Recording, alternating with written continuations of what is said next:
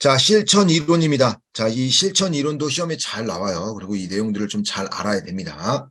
자, 실천 이론. 자, 처음에 이제 나오는 게 실천 이론이 사회체계 이론입니다. 자, 사회체계 이론이라고 하는 것은 사회에는 여러 가지 체계들이 이렇게 모여 있다라고요. 여러 개 연결 있고 서로 연관되어 있는 거죠. 이렇게 연관되어 있어서 서로 잘 유지되고 있다라고 하는 것이 사회체계 이론이에요. 그래서 지역사 안에 많은 체계들이 있는데 서로 상호작용하고 잘 운영되기 때문에 하나의 사회체계로 보는 게 이 사회체계예요. 아, 그렇구나. 괜찮아라고요. 그런데 여기 A라는 그 사장이 있어요. 야, 우리가 요새 물가가 너무 올랐어. 나도 좀 올려야 되겠어. 그래서 이발이라고 해요. 이발을 3,000원을 올렸어요. 3,000원 올렸더니, 자, 이발을 가던 게 이제 이발들 이렇게 왔죠. 이발소가 하나라 이렇게 왔는데, 가격이 올랐어! 라고 하면서 B는 식당을 하는데 음식간을 1,000원을 올립니다. 또 C는 뭐 하는데 또 가격을 올려요. 즉, 이게 뭐냐면, 한 체계가 변하면요, 다른 체계에도 사회체계는 영향을 받을 수밖에 없다라고 얘기해요. 왜 그러냐면, 같은 지역 안에서 모두 영향을 주고 상호작용을 하고 있기 때문에 우리 쉽게 얘기할까요? 식당이 물건값이 오르는 것이 식당이 뭐 올리고 뭐 이런 것도 있을 수 있지만 뭐요? 원재료값이 오를 수 있겠죠. 원재료값이 올라서 식당 음식값이 올라가고 이런 것들처럼 한 체계가 변하면 다른 체계에 영향을 주게 된다라고 이야기합니다. 그런데 이 지역사회는 가장 좋은 게 뭐냐면 아무런 문제 없이 현재를 유지하는 것이 가장 좋다라고 얘기해요. 왜 그러냐면 이 현재 그냥 유지하고 아무 문제 없이 유지할 수 있는 것이 지역사회에 아무 문제가 없다란 뜻이죠. 아무 문제가 없기 때문에 이런 조화라든지 아무 뜻이 없어요. 그래서 하나의 책의 조화라든지 협동이라든지 합의 이런 것을 통해서 관계를 유지하려고 합니다. 그래서 지역사회는 같은 체계들이 많이 있으니까 그 체계들끼리 뭐요? 상부상조하면서 서로 영향을 주고받으면서 아무 문제 없이 이 상태가 계속 유지되는 것을 좋아하죠. 그러니까 우리가 뭐요? 우리 이제 쉽게 얘기하면 뭐 합의 이런 것도 있지만 균형을 잃은다든지 이런 것들도 이런 내용에 들어갈 수 있겠죠. 그래서 계속 이것을 유지하고 싶어 하는 것이 사회체계 이론입니다. 그래서 이것이 계속 유지되려고 하면 어떻게 해야 돼요? 우리 지역사회 안에 아까 이런 체계들이 있다고 했죠. 이 체계들이 이렇게 수평적이에요. 수평적. 상하관계가 아니라 수직이에요. 수평이에요. 수평. 수평적 관계로 해서 서로 잘 유지할 수 있도록 서로 무언가를 할 수 있도록 만들게 되는 겁니다. 그래서 상하관계가 되면 문제가 생기겠죠. 왜? 상하관계가 되는 순간 거기서는 이제 쉽게 얘기하면 갈등이 생길 수밖에 없어요. 갈등이 생겨서 이 지역사회가 유지되지 못하게 되는 거죠. 그래서 이 지역사회 사회체계 이론에서는 그런 것들보다는 협동, 조화, 합의, 균형을 이뤄서 지금 상태가 쭉 유지되는 것을 좋아합니다. 그래서 수평적으로 연결되어 있다라고 이야기합니다. 그래서 외부 구성원 같은 경우는 수직적으로 연결돼도 크게 문제가 되진 않겠죠. 그래서 구성원 안에서는 그 사회 체계 안에서는 수평적으로 이루어집니다. 자, 방금 내 균형을 한다고 했죠. 뭐 균형이나 평형 뭐 똑같은 얘기죠. 평형. 자, 평형 상태를 유지합니다. 계속 이 상태가 좋다라고 했어요. 그래서 변화를 두려워하는 거예요. 변화를 안 해요. 변화를 두려워하고 변화하는 걸 좋아하지 않습니다. 그렇기 때문에 보수적 이론이에요. 왜? 지금 상태를 계속 유지하려고 하니까. 그러니까 쉽게 생각하면 뭐예요? 기득권층이 계속 기득권을 유지하고 있는 거죠. 그래서 계속 그걸 유지하고 있다고 해서 보수적 이론이다라고 이야기를 합니다. 그래서 보수적 이론으로 비판을 받아요. 보수적 이론이다 비판을 받지만 지역사회의 구조와 기능을 정확히 설명할 수 있는 것이 이 사회체계 이론이다라고 이야기합니다. 왜? 지금의 상태가 변하지 않으니까 구조라든지 기능이 변하지 않아요. 변하지 않고 그 상태가 계속 유지되니까 어때요? 그거에 대해서 설명을 잘할 수 있겠죠. 야, 이게 원래 이랬고 이래서 이렇게 된 거야 라고 이야기할 수 있는 거죠. 그래서 이 보수적 이론으로 비판은 받지만 그런 지역사회 구조, 기능 이런 것을 설명하는 데 있어서 정말 좋은 것이 이 사회체계 이론이다라고 이야기합니다. 자, 두 번째 생태학 이론입니다. 생태, 뭐예요? 생태를 보게 되면 생태학이니까 환경이죠. 환경과의 상호작용. 인간과 인간과의 상호작용. 인간과 환경과의 상호작용. 요 내용이 그냥 생태학 이론이에요. 그래서 인간과 환경과의 상호작용으로 인해서 이런 것들이 나타나는구나라고 생각하면 되는 것이 생태학 이론입니다. 자, 보면 인간은 환경을 변화시키거나 환경에 적응하려고 끊임없이 노력한다. 그렇죠. 자, 왜 그러면 인간은 환경을 변화시켜요. 우리가 쉽게 생각할까요? 우리 이렇게 될 수 있겠죠. 하나 이야기하면 이렇게 언덕이 있었어요. 야, 이런 언덕이 있는데 주인이 이만큼 땅을 깼어요. 그래서 깨버립니다. 그래서 지금까지 이렇게 땅이 이렇게 남았겠죠. 언덕. 그다음 여기다 건물을 이렇게 하나 지어버렸어요. 건물을 지어서 이렇게 이제 임대를 합니다. 자, 그러니까 자, 요거죠. 인간은 환경을 변화시킵니다. 이렇게 변화시켰어요. 원래 여기는 언덕이었잖아. 산, 낮은 단계 그 산이었는데 원래 이렇게 있던 것을 없애버리고 건물을 지었잖아요. 그러니까 환경 입장에서는 내 허리가 끊겼네 라고 얘기할 수 있죠. 인간이 환경을 변화시켰어요. 자, 그리고 환경에 인간은 또 어때요? 환경이 변해요. 환경이 변하면 어떻게 해요? 그거에 적응하려고 노력한다는 거죠. 요새 막 또 오늘 또 날씨가 춥더라고요. 어제는 좀 괜찮은데 또 오늘 춥고 내일이 또 더 춥다고 하고 자, 이런 거니까 어때요? 또 옷을 더 껴입고 그러면서 적응하려고 노력하는 것이 이 생태학 이론이죠. 자, 환경에 끊임없이 노력하는 거예요. 적응하려고. 자, 인간이 환경과 교류하죠. 서로 주고받는 거예요. 일방적으로 인간이 환경이 인간만 하지 않아요. 여기서 이제 산사태가 일어나서 이 건물에 피해가 일으키면 환경이 인간에게 영향을 준 거죠. 인간이 환경에 허리 잘랐더니 그런 문제가 생기는 겁니다. 이런 것들처럼 환경과 인간이 교류하는 거예요. 교류하고 적응과 진화를 한다는 견해예요. 적응하고 진화하고 다시 적응하고 그러니까 진화라고 하는 건 변경시킨다는 거예요. 변경시키고 진화 거기에 대해 또 적응하고 적응했더니 또 뭐랄까 코로나 이런 거 와가지고 또 코로나가 환경에서 와서 힘드네. 그래도 또 환경에 또 사람은 또 적응해서 마스크 쓰고 잘 지내고 있고 좀 지나면 또 이제 변하고 이제 이런 것들이 생태학 이론이다라고 이야기합니다. 그래서 인간과 환경 간의 상호작용을 보는 겁니다. 그래서 인간이 몸담고 있는 생태 환경을 보다 체계적이고 구조화하고 이들 환경체와 개인의 간의 관계를 이해하는 거예요. 관계. 얼마나 그런 영향들을 주고받고 있는가 이런 것들이 생태학 이론입니다. 그래서 그 내용이 다 그 인간과 환경 간의 상호작용 얼마나 잘 적응하냐 못하냐 요거에 따라 달라진다라고 얘기하는 것이 생태학 이론이다라고 이야기합니다. 자, 그래서 지역사회의 변화 과정을 역동적 진화 과정으로 설명해요. 왜? 지역사회가 변화하잖아요. 근데 이게 그냥 변하는 게 아니에요. 자, 지역사회가 변화할 때 진화 과정으로 본다는 것은 진화론적 성격인 거예요. 즉, 환경이 변할 때 적응한 지역사회들. 환경이 변하는데 적응한 지역사회들이 있겠죠? 그런 지역사회는 살아남아요. 근데 적응하지 못했어. 그럼 어떻게 해요? 망하는 거죠. 이게 뭐예요? 쉽게 얘기하면 사람이 발전하고 사회가 발전하고 막 이러는데 그 지역에서는 발전을 못해. 그럼 어떻게 할까요? 사람이 다 나가버리겠죠. 그럼 그 지역사회가 망해버린다라는 거예요. 그래서 적응을 하지 못하는. 그래서 시골에 가면 지역사회들이 거의 다 망했잖아요.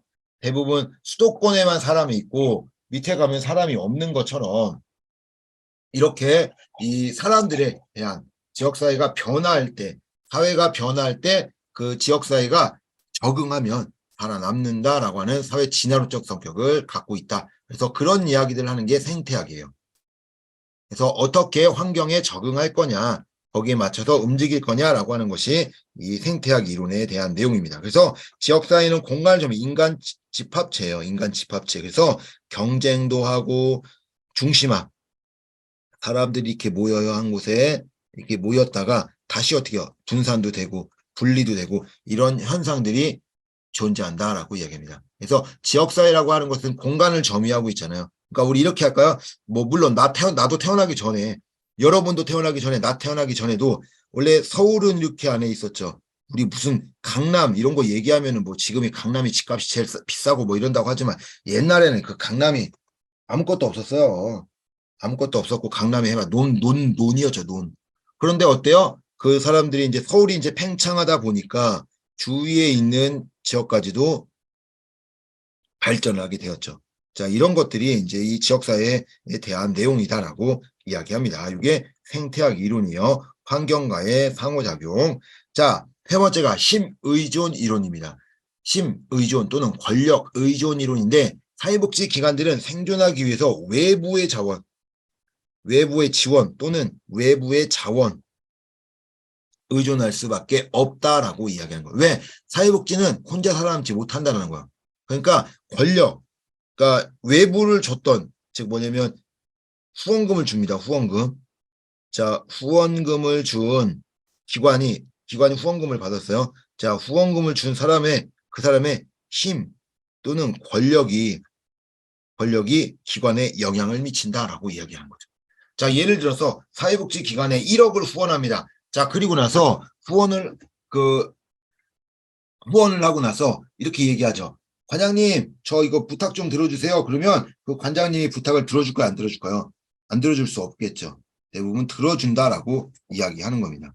그래서 그런 것들이 이 심의존 이론, 권력 의존에 된다라고 이야기하는 거죠. 그래서 그 의존을 할 수밖에 없어요. 그러다 보니 그 많은 돈을 받으면 그런 압박에 자유로울 수 없다라고 얘기하죠. 그래서 많은 곳에서 후원받는 것, 특히 그 1억이라는 돈을 한 사람에게, 한 명에게 받는 것보다 만 원씩 만 명에게 받아서 1억을 만드는 것이 훨씬 더 좋다라고 이야기합니다. 그래서 많은 곳에서 후원받는 것은 특정 기관의 의존성이라든지 영향력을 줄이기 위해서 다수의 사람들에게 적은 금액의 후원을 받는 이유입니다. 그래야지만 살아남을 수 있는 거죠. 그리고 사회복지 기관은 두 개예요, 두 개. 자, 기관은 두 개인데 공공과 민간이죠. 이 공공, 즉 국가죠, 국가. 국가가 돈을 줌으로써 그 돈을 받고 움직일 수 있게끔 지원금 받고 움직이는 거고, 민간은 후원금. 자, 후원금을 받고 움직일 수 있게끔 하는 것이 심의존이론, 권력의존이론이다. 그래서 심의존이론, 권력의존이론은요, 그 쉽게 얘기하면 자원동원 이론이 있어요. 뒤에 나오면 자원동원 이론과 연관될 수밖에 없다라고 이제 이야기할 수 있습니다. 그래서 이 사회복지는 이 지역사회에 있는 힘에 의존해서 성장한다라고 얘기합니다. 스스로 성장할 수가 없어요. 그래서 의존하면서 성장하게 된다라고 하는 것이 이 힘의존 이론이다. 자, 네 번째가 갈등 이론이요. 이 갈등 이론은 우리가 처음에 해왔던 사회체계 이론 있죠. 요거와 반대되는 게 갈등 이론입니다. 그러니까 사회체계 이론은 보수적인 이름으로 그게 균형 상태를 유지고 그대로 유지되는 것이 좋다라고 얘기했죠.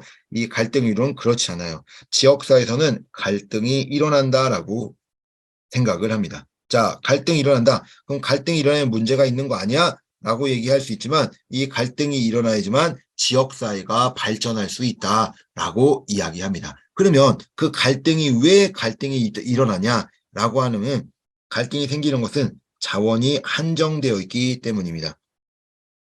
자, 우리 이거 볼까요? 자, 우리 A와 B가 있어요. 자, A와 B가 열심히 일해서 1,000만 원을 벌었습니다. 자, 사장인 A, 종업원인 B, 그래서 8대2로 갖고 가요.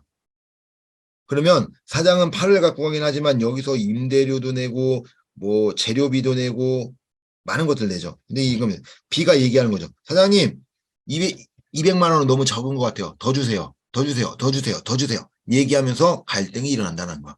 그래서 많이 싸우게 되는 거죠. 둘이 이렇게 싸우게 된다라고 얘기하는 것이 갈등 이론이에요. 그러면서 어떻게 하는 거예요? 합의를 봐서 뭐 다시 변화를 시킬 수 있고 아니면 뭐 일을 안 하든지 뭐 이제 그런 모습들이 보일 수가 있겠죠. 자, 그것이 이제 이 갈등 이론이다. 자, 방금 이야기한 건 뭐예요? 갈등은 상반된 이익에서 발생한다는 거예요.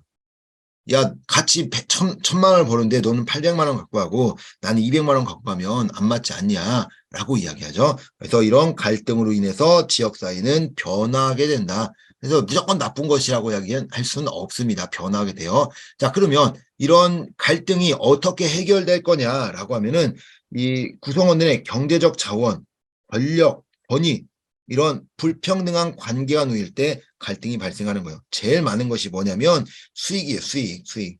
분배에서. 분배를 잘못하면 이런 불평등한 분배 관계 생길 때 갈등이 생긴다. 그러면 이 갈등이 생기는데 이 갈등을 어떻게 해결되느냐? 방금 이야기한 것처럼 갈등은 영향력 있는 사람들이 많이 미치게 됩니다. 갈등이 생겨도 해결을 어떻게 되냐? 이런 분배가 된다. 해결을 어떻게 되냐? 아까 좀 전에 제가 이거 얘기했죠. 이 종업원하고 사장하고 종업원 얘기하지만 종업원이 자꾸 4를 달라고요. 6대 4 합시다. 라고 했더니 사장이 뭐라고 해요? 야, 너 나가. 아니, 너 일 안 해도 되니까 나가. 이렇게 돼버리는 거죠. 그래서 사장하고 종업원하고 봤을 때는 누가 힘이 센 거예요?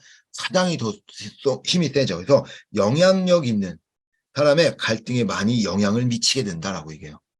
그래서 그 사람이 이제 힘을 많이 쓸 수 있기 때문에 그게 위치가 될 수 있고 권력이 될 수 있고 이제 이런 것들처럼 이런 것으로 인해서 영향을 많이 미치게 된다라고 이야기하죠. 이게 바로 이 갈등 이론이다.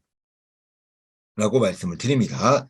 자, 5번째가 자원동원 이론이에요. 자원동원. 그러니까 후원금 이런 것도 자원동원인데 자원동원은 보통 보면은 뭐가 되냐 이제 인적 자원과 물적 자원이 있죠. 이 물적 자원을 얼마나 많이 받을 수 있는가에 따라 달라진다라고 하는 것이 자원 동원 이론이에요.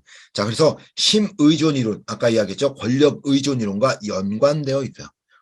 왜? 그것이 이제 얼마나 많이 자원을 동원했느냐에 따라 영향력을 미칠 수 있기 때문이죠. 그래서 사회운동 조직들, 사회복지 조직들 이런 것들은 이 자원동원과 역할이 중요합니다. 왜 그러냐면 자원동원을 얼마나 하느냐에 따라 사회운동조직은 승패가 갈려요. 승패가 좌우됩니다. 그래서 승리하기 위해서 많은 그런 자원들을 동원할 수 있어야 승리할 수 있다라고 얘기하죠. 그래서 승패가 좌우되기 때문에 자원동원에 목숨을 걸 수밖에 없어요. 그래서 조직의 발전과 승패를 위해서는 구성원 모집, 자금 확충, 고용 직원 이런 것도 힘들어요. 이게 뭐예요? 다 인적 자원, 물적 자원이죠. 자금 확충은 물적 자원, 구성원 모집, 직원 고용 이런 것들은 인적 자원이죠. 그래서 인적 자원과 물적 자원에 많은 것을 받기 위해서 노력을 많이 한다라고 이야기하죠. 자, 그리고 외부 체계와 종속 관계를 약화시키기 위해요. 회원 수를 늘립니다. 이게 무슨 말이냐면 자, 이렇게 할게요. 내가 우리 지역구 국회의원이 있어요. 있죠. 국회의원. 내가 만나러 갑니다. 의원님 얼굴 한번 보고 이제 이야기 좀 하고 싶습니다. 라고 했더니 뭐라고 할까요? 싫어. 대꾸도 안 해줄 거려. 왜 네가 뭔데 날 만난다고 하냐? 뭔데 이러겠죠. 그런데 내가 어떻게 할까요? 자, 의원님 제가 그 메일 같은 거 보세요. 의원님 제가 이런 일로 한번 만나뵈고 싶습니다. 그런데 이런 생각을 하고 있는 사람이 저만은 아니고요. 한 우리 어느 단체 해서 한 3만 명 정도 명부에 그 확인을 받았으니 한번 만나주세요라고 하면은 국회의원도 생각이 달라질 겁니다. 왜 그러면 나 혼자 와야 나 한 명이잖아요. 그런데 방금 이야기한 그 한 3만 명의 그런 역할들이 있다라고 하면은 국회의원도 조금 생각이 달라질 수밖에 없겠죠. 그래서 그렇게 종속 관계를 약화시키기 위해서는 이런 회원수라든지 이런 자원을 많이 동원하려고 노력한다라고 얘기해요. 그래서 자원에는 돈, 정보, 회원 이런 것들도 모두 포함이 된다. 인적 자원, 물적 자원 이런 모든 것이 들어간다라고 생각을 하면 됩니다. 자, 6번째 사회 교환 이론입니다. 자, 교환을 통해서 움직인다. 그래서 교환을 통한다라고 얘기하는데 이 교환도 마찬가지로 권력에 의해 힘에 의해서 모든 것들이 달라진다라고 이야기해요. 그래서 인간은 타인으로부터 보상이나 이익을 교환하는 과정을 의미하고 있는 것이 사회 교환 이론이에요. 즉 뭐냐면 우리 생각을 해보세요. 아침에 일어나서 저녁 때까지 뭐냐면 우리 맨날 교환하고 삽니다. 뭐예요? 우리가 화폐를 만들었을 뿐이지 화폐가 없을 때 물물 교환했었잖아요. 그 물건을 갖고 다니기 힘들기 때문에 화폐를 만들어서 뭐 좀 더 카드 만들어서 이게 더 편하게 이동할 뿐이지 원래는 이게 물불 교환이거든요. 그래서 교환을 통해서 타인과 교환을 통해서 이익이나 보상을 교환하는 과정으로 이 사람은 이기적입니다. 자, 인간은 이기적이에요. 모든 사람이 이기적입니다. 그래서 뭐 하는 거냐면 자신에게 이익이 되도록 교환하려고요. 이익이 되도록. 그 쉽게 얘기하면 이게 교환을 하려고 하는데 그냥 하는 게 아니라 나에게 이익이 돼야지만 교환을 한다는 거죠. 그래서 교환 과정을 거치게 됩니다. 자, 인간은 대가를 받게 행동을 합니다. 왜요? 일을 하는 거, 나 일하는 거 뭐 무상으로 하는 것도 아니고 돈 받고 일하는 거잖아요. 이런 것들처럼 모든 사람이 대가를 받기 위해서 행동을 하게 됩니다. 그래서 지위, 학력, 위치에 따라 보상이 달라져요. 인건비가 달라지고 그런 역할이 달라지고 이런 것들이 달라진다라고 이야기하는 거예요. 그래서 지역 주민들은 모든 사람들이 교환한 현상에 반복되면서 살게 되죠. 그래서 우리가 뭐 하는 거예요? 공부를 더 하고 더 높은 위치에 올라가려고 하는 이유가 보상이 달라지기 때문입니다. 그래서 이런 것들을 교환을 하려고 하는데 교환 자원에는 물질적인 것이 있고요. 현금 같은 물질, 비물질적인 것 이것이 모두 포함된다. 그래서 인적 자원과 물적 자원을 모두 교환하게 돼요. 자, 그리고 호혜성이라는 게 있어요. 호혜성. 자, 호혜성이라고 하는 것은 교환을 하면서 교환을 통해 가지는 것. 이게 호혜성이에요. 자, 예를 들게요. 자, 우리 아들이 있고요. 아빠가 있어요. 아들이 있고 아빠가 있는데 아들은 귤이 2개가 있어요. 자, 아빠는 사과가 10개가 있어요. 그래서 둘이 교환합니다. 아들은 귤 하나, 아빠는 사과 5개를 줘요. 그럼 교환하게 되면 어떻게 돼요? 귤 하나, 사과 5개 이렇게 교환이 되죠. 자, 이런 게 호혜성이에요. 원래 쉽게 얘기하면 이런 교환 관계는 없습니다. 부모 자식 간의 관계이기 때문에 이런 호혜성이 나타나는 거지 이런 호혜성의 교환 관계는 거의 나타나지 않아요. 특별한 관계 아니면 이런 호혜성이 나타나지 않습니다. 그래서 학력에 따라 더 많이 받는 거죠. 예를 들어서 귤 2개 주고 사과 하나 줄 수도 있는 거잖아요. 이런 것들처럼 그 위치에 따라 모든 것들이 달라진다라고 이야기합니다. 자, 사회 구성론이에요. 자, 사회 구성론. 이 사회 구성 이론을 이야기할 때는 뭘 얘기냐? 주관성을 봅니다. 주관성. 인간의 주관성. 지금까지는 객관성을 좀 많이 봤어요. 그래서 모든 것들은 다 똑같이 행동되고 모든 것들은 거기에 맞춰서 움직이게 된다. 그래서 사람들이 맞춰서 움직이고 그런 것들이 의해서 움직이는데 이제는 그렇지 않다라고 얘기하는 거죠. 그래서 모든 것들은 이제 주관적으로 구성이 된다라고 주장하는 이론이 사회 구성 이론이에요. 주관성을 꼭 기억해야 됩니다. 자, 왜 그러냐? 모든 것들이 만들어지고 현상은 인간의 경험으로 인해서 만들어지는데 이 경험이요, 주관적이라는 거예요. 모든 사람이 똑같은 행동을 할 수 있고 똑같이 행동이 나타날 수도 있긴 하겠지만 보통 모든 것들은 그 사람의 한 명에 의해서 그리고 그 사람에 의해서 모든 경험들이 만들어지게 됩니다. 그래서 모든 사람이 경험을 하게 되는데 다 다르다라는 거죠. 자, 그렇기 때문에 이것이 이제 다르다라고 이야기하는 거죠. 그래서 우리가 이제 모든 그런 상황들이 만들어지게 되면 이것은 누구에 의해서 움직이냐라고 하면 그 위치에 있는 사람들이 더 좋다라는 거죠. 위치에 있는 사람들, 저 위치가 높은 사람들, 이런 사람들에 의해서 움직이게 되는 것이 이 내용이다라고 이야기를 합니다. 그래서 경험이 주관적이에요. 그래서 포스트 모더니즘과 상징적 상호작용이 영향을 받아요. 포스트 모더니즘이 뭐냐면 주관성이에요. 주관성에 의해서 움직이는 건데 이제는 객관성으로 인해서 객관적이어야 된다라고 얘기했는데 이 객관적이지 않고 이제 이 모든 사람들은 생각하는 거, 경험하는 게 모든 게 다르니까 주관적인 성격이어야 된다라고 얘기하는 게 포스트 모더니즘입니다. 그래서 주관성을 보게 돼요. 기존에는 70년대 이전에는 다 객관성이었어요. 객관적이어야 된다라고 얘기했었는데 이제는 객관성이 아니라 주관성으로 변하게 됐죠. 자, 사회적으로 구성된 지식은 절대적이지 않다. 왜 그래요? 사람마다 다 다르다라는 거죠.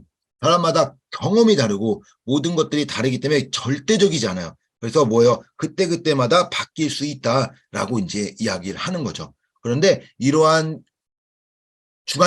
이 주관적 성격들은 누구냐? 엘리트 중심으로 변하게 된다. 엘리트 중심으로 발달하게 된다는 거예요. 아무리 내가 이게 좋다 저게 좋다 얘기해봐야 나는 힘이 없어서 바뀔 수가 없죠. 그러나 대통령이 한마디 툭툭툭 던지면 그런 것들이 될 수 있겠죠.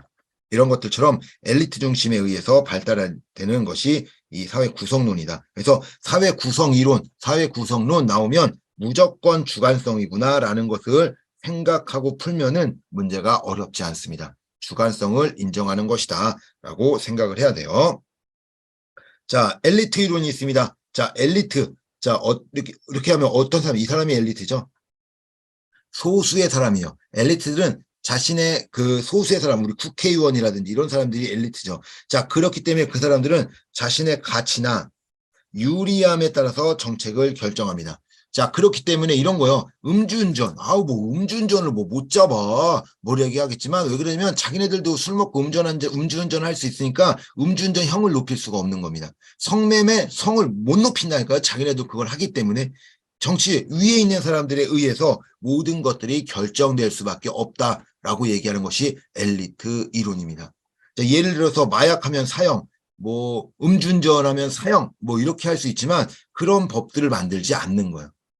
그 이유가 있다라는 거예요. 자기네들이 영향을 받을 수 있기 때문에. 왜? 자기 자식들이 마약하고 자기 자식들이 음주운전하고 내가 안 한다고 그럼 우리 자식들 다 사형당해야 되는데 이번 못 만들지 이렇게 생각을 하는 거죠.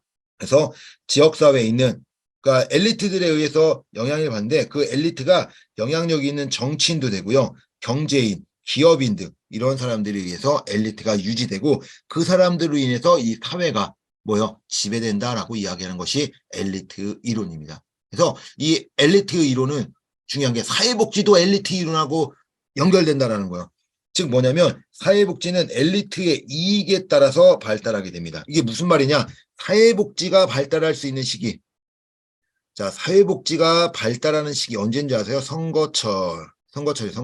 대선이라든지 총선 이때 되죠. 왜 그러냐면 지방선거는 많이 안 돼요. 지방선거는 뭐 해봐야 뭐 의미 없고 국회의원이나 총선이나 아니면 대선, 대통령 뽑는 대선 뭐 이제 이렇게 해야지만 사회복지가 발달합니다. 자, 우리 박근혜 대통령이 자, 어르신들 힘들죠? 기초연금 만들어 드릴게요. 아기 키우기 힘들죠? 양육수당 만들어 줄게요. 이렇게 해서 법이 만들어지는 거예요.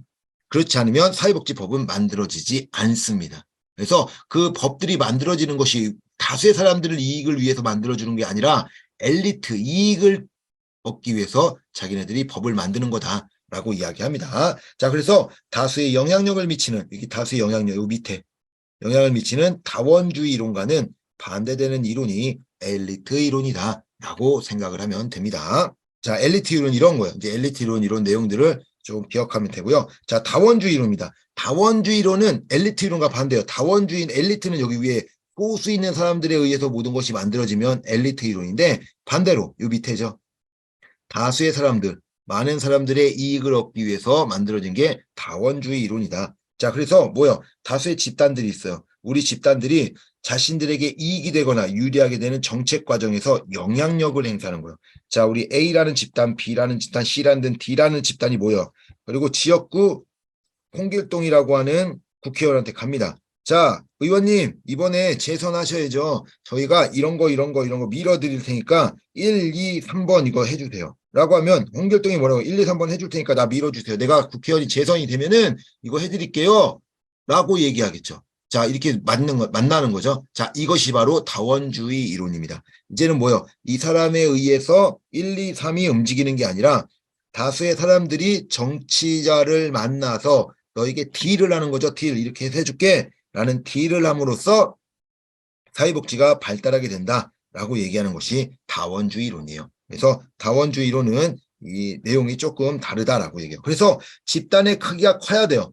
집단의 크기가 커야지만 효과가 있지 집단의 크기가 작으면 아무런 문제가 되지 않습니다. 내가 혼자 가서 뭘 해줘요 해봐야 의미가 없겠죠. 그러나 3만 명, 5만 명, 10만 명 이렇게 가면 국회의원도 어쩔 수 없다라고 이야기합니다. 자, 집단 간의 이익을 대변하기 위해 경쟁과 갈등이 생겨나면 국가가 중지합니다. 자, 노동자와 사장들 입장이 둘이 합쳐서 맨날 싸워요. 최저임금을 가지고 맨날 싸웁니다. 그러면 결론이 안 나, 맨날. 그래서 국가 위원이 들어가죠. 노동자 위원, 사업자 지원, 요원에서 7명씩에서 21명이 모입니다. 그리고 투표를 통해서 최저임금을 결정하게 돼요. 왜? 국가 입장에서는 엘리트도 놓칠 수 없고요. 다원주의, 즉 밑에 노동자들도 놓칠 수 없기 때문에 중재자의 역할을 할 수밖에 없다라고 얘기하는 것이 이 내용입니다. 그래서 이것이 바로 다원주의 이론이에요. 자, 1번 문제 보도록 하겠습니다. 자, 사례 설명할 수 있는 지역사회 복지 이론은 자, 보통 이렇게 박스 안에 많이 나와요. 박스로. 박스 설명해놓고 이거 뭐냐. 자, 사회복지관은 생존 차원에서 외부 자원의 지원이 필요하지만 재정 지원자의 요구를 무시하기 어렵다. 뭐 여기까지만 보면 다 나왔죠. 무엇인가라고 나와요. 자, 이런 상황에서 A 사회복지관은 기관 운영의 재원을 마련하기 위해 다양한 후원기관을 발굴하였고 이를 통해 직원들은 사업 운영의 자율성을 확대되는 것을 경험하였다. 생태학이론 환경과의 상호작용이니까 아니죠. 자, 사회 구성론 뭐예요? 주관적 성격, 사회 기능주의 이론. 아까 사회 체계 이론하고 기능주의 이론하고 비슷하다고 했어요. 그래서 그 내용들을 이제 의미를 좀 생각을 하면 된다. 그래서 같이 움직이려고 한다라고 얘기했고요. 그래서 뭐 균형을 이루고 그 기능이 잘 유지되는 것을 의미한다라고 얘기했죠. 자, 4번 권력 의존 이론. 자, 정답은 4번이네요. 뭐 자원동원 이론이 있으면 조금 헷갈릴 수 있긴 하겠지만 자원동원 이론하고 권력 의존 이론이 같이 나오지는 않을 거예요. 그렇게 나오면은 너무 이제 정답이 어려워지기 때문에 그렇진 않고 권력 의존 이론, 자원의 자원 동원 이론 이런 것들은 같이 나오진 않을 겁니다. 그래서 이거는 권력 의존 이론이요. 왜? 재정 지원자를 요구하기 어렵잖아요. 무시하지 어렵고 그것을 해야 되니까 웬만해서 이걸 안 받으려고 하는 거죠. 그래서 다른 기관들을 받아서 그 서비스를 줬다라고 얘기하니까 권력 의존 이론입니다. 자, 2번 다음에 설명하는 해당 지역사회복지 실천 이론은 A 사회복지는 결혼 이주민들의 지원하는 과정에서 그의 행동에 영향을 미쳤던 자국의 사회, 경제, 정치적 구조를 이해하고 그들의 문화적 가치, 규모에 대한 의역을 해석해야 한다. 뭐요? 연결망, 뭐 사회 연결망이다. 뭐 네트워크 이론, 뭐 네트워크를 이야기하겠죠. 중복과 누락을 뭐 방지하기 위한 뭐 이제 이런 거 생각하면 되고요. 교환 이론, 물건을 교환한다라고 얘기했어요.